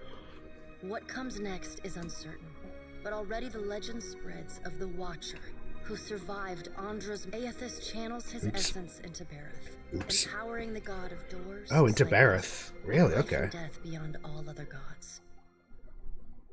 Bareth vows to maintain peace and order in the here and the beyond, while Kith labor toward a solution. The other gods, for the time being, submit. That's the best case for that. The previous one said how there's legends about us. We're legendary now. Under Bareth's guidance, the world becomes a more predictable, stable place. Seasons fall into a disturbingly regular rhythm, and wars, famines, and natural disasters dwindle. But so too do surges of prosperity and innovation. Don't know if that's a good thing or not then. Great minds around the world work methodically towards salvation, both unhindered and uninspired by changes, upheavals, and the unexpected. Reclaiming Ukaizo is both a symbolic and a practical victory for the Huana. The ancient city is a potent reminder of their people's ancient glory, and it promises to be a much more easily defensible capital, especially with the storm controls of Andra's Spire closing. Oh yeah, they just control the storms The too, other it's tribes true. unite under the Kahanga and dedicate themselves to rebuilding Ukaizo and relearning its secrets. The Valian Trading Company continues its operations in Deadfire, though it is forced to renegotiate many of its contracts with the newly empowered Huana Crown. Good. Company leadership finds that the new terms are much more favorable to the tribes than to their own interests in the region. Empower the natives. Let's go. Due to these changes, the Valian Trading Company eventually withdraws most of its people from Deadfire. The Royal Deadfire Company is allowed to continue trading in the archipelago, though they are forced to submit most of their outposts and fortifications to Huana leadership. The storms across the Rawatayan mainland subside along with those of Andra's mortar. However, Rawatai regards this respite with a wary eye, ever mindful that the machinery at Andra's Spire remains under their foes' control. The battle at Andra's mortar leaves the fleet of the Principe Sen Patrena in shambles. Thus sundered, they fight among each other until they are little more than squabbling bands of pirates. They continue to harass unguarded merchant vessels, but they are fit for little more. Gone are the dreams of empire and the hunger for primacy. The mysterious deaths of Governor Clario and Storm Speaker Ikawa provoke hostilities between the Valian settlers and the Huawan residents. What starts with angry words escalates to retaliatory killings as each side blames the other. I don't think we had anything to do with By that. the time anyone bothers to question the strange coincidences surrounding their deaths, Oh, not including her. reports Oh. of a cloaked Omawi woman seen in both the port and the village, both sides have gone too far to turn back. We let her live, didn't we? The conflict eventually draws the attention of Queen Onikaza, who sends a contingent of warriors to drive the remaining Valians from the island. Port Mage becomes a cautionary tale for outsiders who would abuse the hospitality of the Huana tribes. Knew we shouldn't have trusted that woman. As the balance of power changes in Deadfire, so too does Nekataka transform. Though the Kahanga monarchy moves its new seat of government to Ukaizo, Nekataka continues to be a busy and important city. The pirates continue smuggling food into the gullet, and the Raparu embrace their benefactors, aiding and concealing their smuggling operations. Over time, the gullet becomes a hotbed of piracy. Oops. Ukaizo reveals more about the ancient art of water shaping than the guild could have hoped to learn in another century of work. With this new knowledge, water shapers across the archipelago wield the currents and bend the waves for the pleasure and benefit of the new Huana nation. Your brief encounter with Letharn proves deeply influential for the children of the Dawnstars. Plagued with nightmares and haunted by the deaths at Hesango, Letharn begins questioning his faith in Aethys. At first, his fellow Dawnstars chide him. But that changes as word of Aethys's deeds at Ukaizo spreads. After all, what business have they worshipping a god who denied his own legitimacy? The faith of the children of the Dawnstars fades, but their commitment to the people of Deadfire does not. They continue feeding, healing, and helping the neediest, just as they have for decades. That's good then. That's good. It is See? no longer a holy mission. We did But something. it is a mission all the same. It's still good, but less culty. That's the Ruano, thing. the chieftain of the Huana at Tikawara, dies mysteriously. The tribe finds his body washed up on the same beach where Anaharu challenged him to the trial of waves. Don't think that's good though. Some blame Anaharu's vengeful spirit. Others see it as Ngati's final judgment. And a few speak of a strange man seen lingering in the village. The leaderless tribe eventually scatters. Some head to Nekataka, while others seek out the Wahaki. The dragon, Neraskirlas, no longer passes between Aora and the White Void. That's good at least. And the dead flow slowly breaks apart, To stop the, exposing the temple, long frozen within. eternal freezing of a chunk of the islands. Vatnir tries to hold the Harbingers of Dusk together, and for a time, succeeds. The group resettles within and around the temple, vowing to protect it. That might not be that best, Eventually, actually. however, Remergon's godlike falters, and his followers sacrifice him to the White Void. The temple of Remergon falls into disrepair, home only to madmen and monsters. In besting the Beast of Winter, you earned the Death God's mercy rather than his enmity. The deity remains characteristically unforthcoming about his decision, and you're left to wonder whether in doing battle with him in the White Void, you somehow furthered his apocalyptic ambitions. A vast monstrosity of tentacles and flesh erupts from the black eyes Yeah, in the eastern Deadfire. we could not fight that fucking before thing. vanishing into the depths. None know what drives the Titanic Unfortunately, beast, nor where it will appear next, or what destruction it might wreak when it rises. Though your adventures alter the destiny of Aora and the balance of power in Deadfire, they also leave a lasting mark on those who travel at your side. Your companions find themselves changed. 2 of them left us. In ways both big and small. Adair returns to Hisongo, where he reunites with Byrne, the son of his former lover, Alava. The boy takes heart in Adair's account that Aethys and all the other gods were false, petty, and unworthy of the love of Kith. Adair, my man. Look at Realizing him. how close he came to dying for this cause, Byrne finds renewed purpose in working alongside his uncle to repair the many scars left upon Deadfire. Uncle Adair.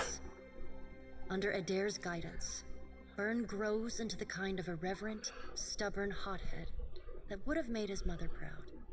And Adair visits her gravesite, often to tell her so. Aw. Shodi is not a priestess who understands the meaning of subtlety. As such, she makes her girlish crush on Adair painfully obvious from the moment she first sets eyes Hey, that's on our the wife. striking fighter. Early in your travels, Adair appears discomforted by her persistent flirting. He often grimaces when she sidles up to him, and he takes endless pains to keep their conversations terse and to the point. But after a little smoothing on your part to nudge them in the right direction, Adair makes an effort to view Shodi with an open mind. And Shodi begins teasing the veteran fighter in a more companionable and less amorous manner. Good. After Good. saving each other's hides a couple times and sharing more than a few laughs, the two form an easy, Good. and you suspect, lifelong friendship. That's our wife. Don't you steal her, Adair. Seemingly lit with an inner glow, Shodi takes to a new life of mission work with gusto. She still is committed to shepherding souls forgone, but having realigned her goals with that of her fellow Dawnstars, she now endeavors to help the living as much as the dead. As you travel the Deadfire, you find her sleeping better and laughing more often. When the time comes for her to return to her temple in Nekataka, Oh, sad. She has it's to with a leave. clear wistfulness and much lip-biting on her part. She leaves you with her sickle and a hastily scrawled note. It reads, "A keepsake from a path once walked. Remember me, Butcher, for I will forever dream of you." Oh. Though the two of you no longer travel together, Shodi holds fast to the memory of you in her heart, remaining your fierce and doting girlfriend, faithful even in her absence. You receive a missive for every day apart, though they often arrive in a single bundle some weeks or months past. In them, she writes of how she misses you, how you are like a fire that burns inside her, how one day surely you will be reunited again. Until then, she prays for your safety as she continues to labor in service to Gon. Aloth renews his commitment to destroying the Aloth. With the wheel broken, loosening the god's stranglehold on Kith is more urgent than ever. It is a lofty goal, and one he does not expect to finish in his lifetime. But if there's one thing he's learned from the Watcher, it's that a single person can change the world. Aloth, our boy. You let Romaro go, and the former pirate ostensibly set sail for the trade lanes of the Eastern Reach, the Edier Empire, Old Valia, and the Republics. For the remainder of your time together, Seraphon seems, if not exactly happy, at least contented with the outcome of your confrontation with his former mentor at Sayuka. That's good then, at least. I'm happy with that, at least. It's not bad, not bad, not bad, not bad. Do not worry. I mean, we're almost done with the game, don't worry. I didn't expect it would end today, actually. I didn't think we were going to finish it. And yet, when the two of you part, Seraphon seems emboldened, invigorated by a new sense of purpose. He buys you a drink, toasts to the Deadfire, says, "Let's see if we can make something worth a shit out of what's left of these Principe swabs," and sets sail the next morning. In the years to follow, rumors occasionally reach you of the Blue Orlan pirate of the Deadfire, a privateer captain as keen to free slaves or fight for an influence as he is to plunder and pillage. After reporting back to her superiors for the Watcher's actions against the Valian Trading Company, Pallegina is rewarded with reassignment home to the Valian Republics. She spends the next several years we didn't get to as the have head much of the fun with household Pallegina, guard of unfortunately. the Duke of Ancense. In this role, she is often lauded for her courage and loyalty. Even with all of the praise, there are still times when she cannot help but feel she could have had more influence on what transpired in the Deadfire. Time away from the Navy gives Maya Rua some perspective on how Rawatai conducted the Deadfire occupation. No sooner does she return to active duty than she voices her frustrations over some of the more underhanded tactics she witnessed and carried out in the name of the homeland. Her voice carries Did we convince all the her? way to the Ranganui, who Hell yeah. reminds his admirals that battles are won by superior tactics, but war is a battle of precedent, and winning is not always a victory. The people listen. Hell yeah. I liked Maya. She was cool. Though Maya's covert assignment in the Deadfire is considered a success, few claim knowledge of it or openly congratulate her. She receives no praise beyond knowing glances or the occasional raised tankard from her countrymen. She never responds. She looks forward to seeing her brother again. So does Ashiza. Ashiza, you little bird. Takehu distances himself from the problems of the Deadfire, giving the tribes a reprieve from godlike omens. Ngati's silence speaks volumes. The Huana grow to rely on each other, paving a new way forward divorced from their traditions. Soon after he departs Nekataka, distant tribes report of unusual and salacious water sculptures appearing on the shores. These quaint visitations are widely celebrated. Alright then. The identity of the artist, ever an open question. Your farewell is short and cordial. Nothing further needs to be said, and you wish each other well. Takehu does not look back. The sea feels restless in his absence. Your pursuit of Aethys and your journey to Ukaizo signal the end of forces that have shaped the lives of Kith and the course of nations. The cycle of reincarnation has been broken. The storms of Andra's mortar have calmed. Yet each ending promises a new beginning. As the sun rises over Ukaizo, Kith turn their gaze eastward, wondering at what lies beyond, and at the world they will fashion for themselves. As the Watcher of Cadnua and the former Herald of Berith, you return to your ship and begin the long journey home. You hope for calm weather. Well, I think that feels to me like the end. Let's see if it puts us back to the menu. Or the credits, I suppose. I don't know what's happening. There's some song going on.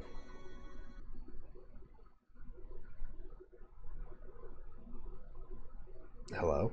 Game, please. Cooperate with me. Hello?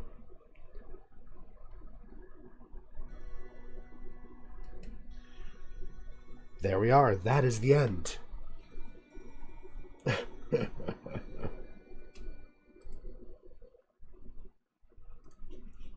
Cadnua. There is no word about Cadnua, unfortunately. We just go back to it. It's an empty ruin. We have to rebuild it. Maybe that's the next game. This did feel very open-ended, didn't it? Also, hello. Hello, Atreus. Just in time for the end. Huh. This was fun. I really liked Pillars of Eternity 2. A Rats for the Road.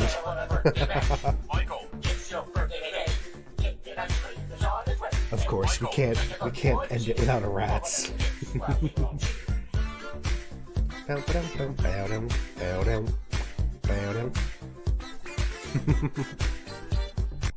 Yes.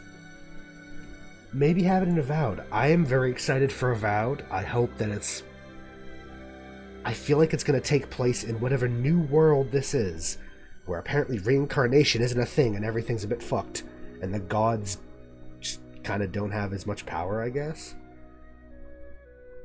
I can't wait for Avowed. I'm definitely playing that when it comes out. I will definitely play that on the channel, considering we've played Pillars 1, Pillars 2. Absolutely Avowed. Critical Role. Yeah, there's... Can I go backwards? I can. Yep. We have... just basically everyone from Crit Role is here, basically. They're all here. And even more casts. I love it. I love it.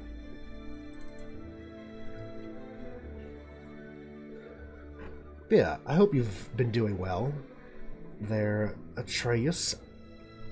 Unfortunately, you dropped by just for the end of the stream. I didn't expect it to be the end. I thought there'd be more to the ending. Slightly anticlimactic, but hey, what can you do? It definitely felt like more of a setup than an ending. It really did not feel like an ending to the game. It felt like it was setting up for something. I guess they ended it with the intention that, you know, Avowed or whatever was coming out. Thank you. I'm doing much better, especially now that I've been able to stream again after being sick and or busy for forever. And I hope to stream regularly again. But I suppose this is the end of Pillars. Now I already know what game we're playing next. It's a game rather similar to this. It is technically, you know, it ain't exactly new. It's we're going to be playing both of the Pathfinder games, I believe. Going to be starting with Kingmaker, and then Wrath of the Righteous, as was suggested to me to play, and I do love those games. I've actually never played Wrath of the Righteous, so I'm excited about that, but I'll be playing through Kingmaker first. So that should be fun. We'll have that to look forward to next Friday. Fantasy Friday. My voice is still a bit wrecked from being ill and being out of practice talking for so long. I'm sorry. There's a little long-ass credits. Fuck. There's like backers. God damn. That's just a wall of text. Deadfire. Here it is. It's the end. Goddamn. Avowed one day. But yes, I hope that y'all have enjoyed. Not only just the stream, but I've really enjoyed playing this game for its entirety, more or less. We did miss out a few things, but I just really wanted to get to the end. It's been a fun one, and I can't wait to play whatever's next. Unfortunately, it is a little shorter stream today, but it kind of works because I'm definitely out of practice, so it's going to take some getting used to get back in the swing of it. I might be back later this evening for some Hades, or I might be back tomorrow for CK3. I'm not sure yet. We'll have to see. I mean, also true, but I can... You could last another couple hours if you had to.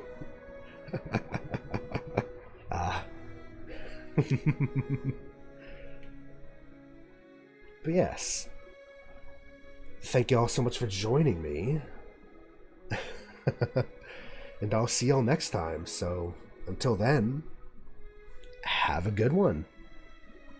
Bye bye. Bye bye bye bye bye bye bye. Let's go to our ending screen.